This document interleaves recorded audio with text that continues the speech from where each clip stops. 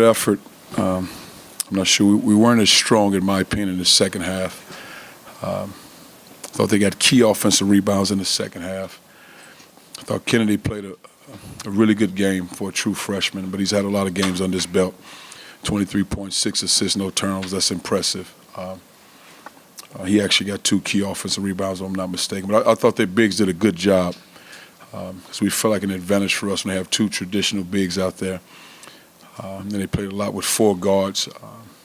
We just couldn't get over the hump. But I thought first half we were much better, even though we couldn't get a shot to go. They're so good defensively. Just what made it hard to score a long stretch there where you just didn't get over the 7 minutes? I think you got to be able to make, with their defense, you got to be able to make one-on-one plays. They extend. I think, again, we have games like this. When we run the action, when Kobe and Ronnie, when they pop high, and Ronnie had some open looks early, they didn't go. When those shots go, everything else kind of flows because you have an opportunity. But in most cases, when teams switch 1 through 4 and 1 through 5, because they started switching 5 ways, then it comes down to making one-on-one plays. And that's the area we have to continue to grow in. Cuonzo, you mentioned the game from Kennedy Chandler. What was the plan defensively for him going in, and what did he do? Well, first and foremost, keep him in front. He's a talented young player. Keep him in front, not give angles.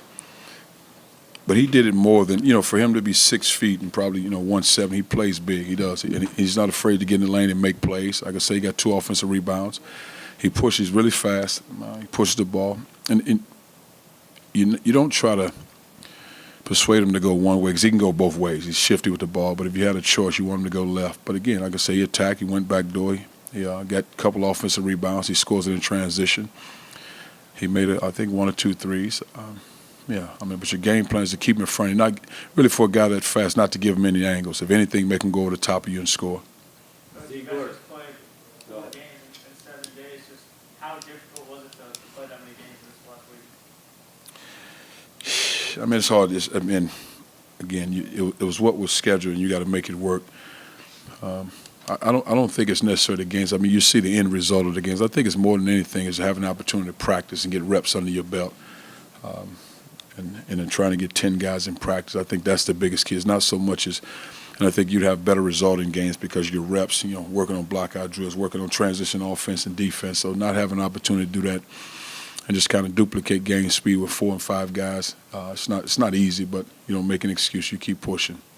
Ziegler had a stretch there in the first half, too, where he was doing quite a few things. Just coming in, how big a concern was being able to stay in front of those guys? They're fast, but again, you make them go over the top of you.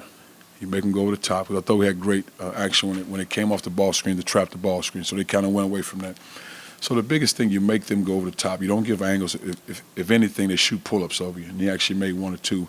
But you can't allow those guys that with that speed to get an angle and get to the rim. Now they're dumping off to their bigs. But really just to keep them in front of you because they both can make shots, but you want to keep them in front of you shooting tough pull-ups. Coach, did Petit play a role tonight in you guys settling for a lot of 3-pointers, in your opinion? I hope not. I like to think they had something to do with that. You got to get out there and play. You got to perform. You got to play, and it's what it is. When you're having a few games stretched like this where the shot just isn't falling there, what can you do as a coach to try to create opportunities? Try to create opportunities.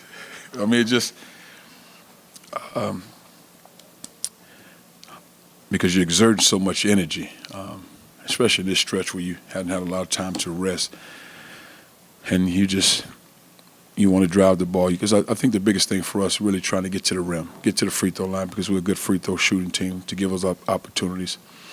But it's also being strong with the ball, making tough plays, not getting the ball knocked out of your hand, taking care of the ball. I thought Kobe had some opportunities. He got a couple of them blocked, but I thought he had opportunities at the rim. But you got to finish strong. Because your margin for error is slim, especially when you don't have a lot of rest time. You got to give everything you got, and if you need a blow, we'll get you in and out as quick as possible. No, you said you liked the effort to start. At this point in the season, especially in a game if things start blowing south, what's your sense for where these guys are as far as mindset, effort? I think with rest, I think they'll be fine. But just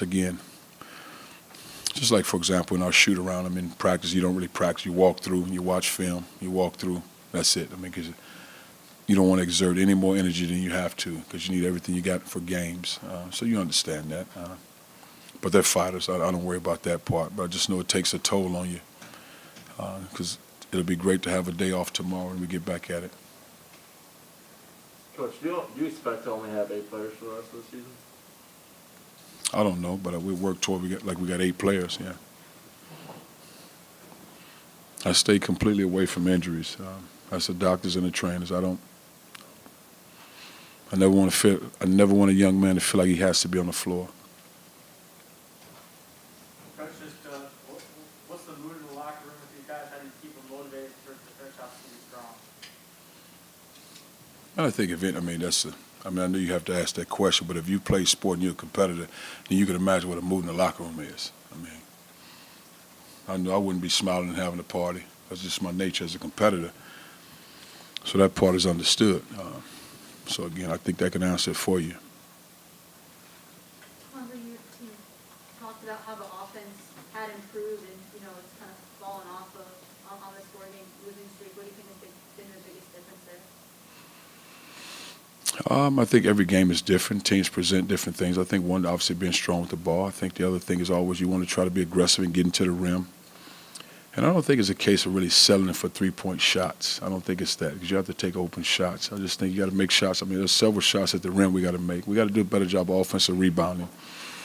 You're asking a lot for Kobe to play a lot of minutes to bang with big guys, but he got to be aggressive. He got to get offensive rebounds because he was a much better offensive rebounder in non-conference than he is in league play.